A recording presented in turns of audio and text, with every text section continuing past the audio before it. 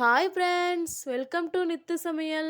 இன்னைக்கு பார்க்க போகிற ரெசிபி பாலாக்கீரை பொரியல் எப்படி செய்யறதுன்னு பார்க்கலாம்.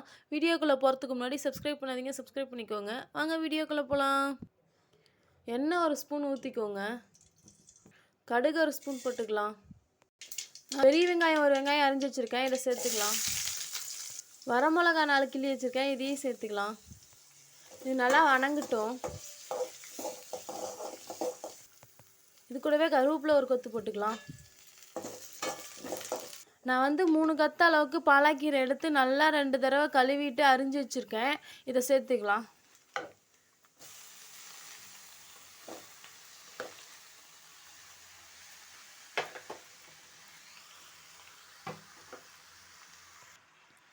இது நல்லா வணங்கட்டும். நல்லா கலந்து விட்டுக்கோங்க.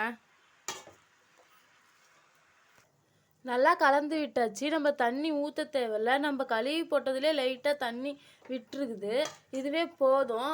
தண்ணிலாம் ஊற்ற வேணாம். கீரை நல்லா வேகட்டும்.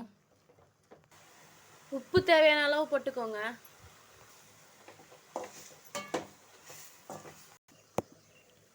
கீரை நல்லா வெந்துருச்சு. இப்போ நம்ம தேங்காய் சேர்த்துக்கிறதுனாலும் சேர்த்துக்கலாம், முட்டை போட்டுக்கிறதுனாலும் போட்டுக்கலாம். நான் இன்றைக்கி எதுவும் சேர்க்கல.